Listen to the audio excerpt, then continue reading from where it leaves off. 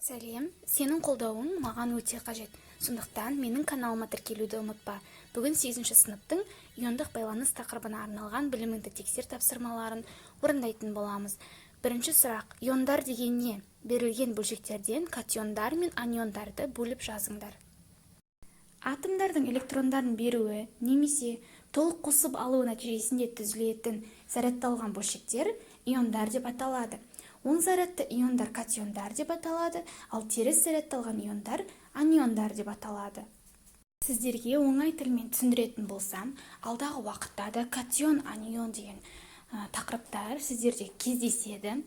Сондықтан катион дегеніміз ол плюс заряды бар, яғни оң заряд.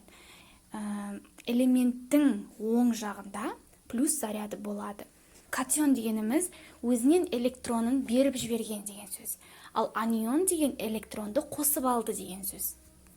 Ал анион дегеніміз элементтің оң жағында минус таңбасы тұратын ионның заряды болып табылады. Енді есептің жауабына келсек, катиондарға магний, калий, сутек, алюминий жатады.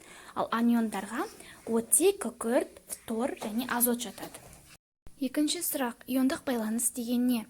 Және үшінші сұрақ: иондық байланыс қандай химиялық элемент атомдар арасында түзіледі? Иондық байланыстың түзілуін нақты мысалдармен түсіндіріңдер. Екінші сұрақтың жауабы: иондар арқылы жүзеге асатын байланыс иондық байланыс деп аталады. Сонымен қатар иондық байланыс тек қана биметалдар мен металдардың арасында жүреді. Үшінші сұрақтың жауабы: иондық байланыс электр терістіліктерінің мәнінде үлкен айырмашылық болатын элемент атомдар арасында түзіледі. Оң және теріс зарядталған иондар бір-біріне тартылады. Мысал ретінде натрий 2С-тің иондық байланыс екенін дәлелдеп кетейік. Ең алдымен натрийдің сыртқы электрон қабатына мән беретін болсақ, сыртқы электрон қабатында бір ғана электрон бар.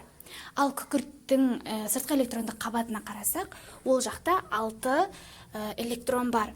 Бізде натрий өзіне қосып ала алмайды, өйткені өзіне 6 электронды қосып алу энергия жұмсау жағынан тиімсіз болып келеді. Сондықтан күкіртке бұл тиімдірек.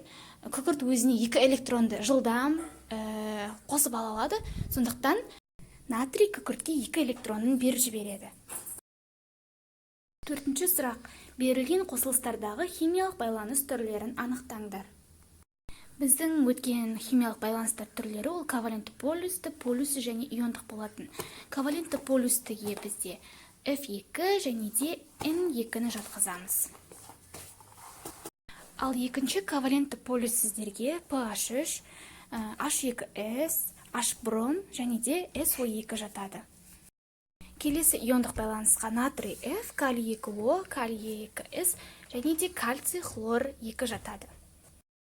Бесінші сұрақ: жай заттардан келесі қосылыстар түзілгенде электрондардың ауысуы қалай жүзеге асады? Сызба нұсқамен көрсетіңдер.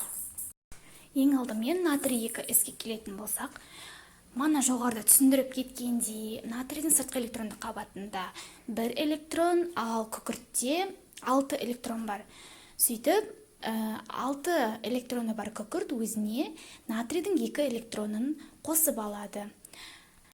Натрий өзінің электронын беріп жүргендіктен плюс зарядын алады, ал күкірт өзіне 2 электрон қосып алғандықтан 2 минус зарядты болады. Келесі магний оға келетін болсақ, магнийдің сыртқы электрондық қабатында 2 электрон бар, ал оттектің сыртқы электрондық қабатында 6 электрон бар. Оттек магнийдің 2 электронын қосып алады. Магний 2 электрон беріп жібергендіктен 2 плюс болады, ал оттек 2 электрон қосып алғандықтан минус 2 болады. Келесі алюминий хлор 3-ке келетін болсақ, хлордың сыртқы электрондық қабатында 7 электрон бар, ал алюминийдің сыртқы электрондық қабатында 3 электрон бар. Хлор өзіне жетіспеген 3 электронды алюминийден алады. Өзіне электрон қосып алғандықтан хлор минус зарядты болады, ал 3 электронын беріп жібергендіктен алюминий плюс 3 зарядты болады.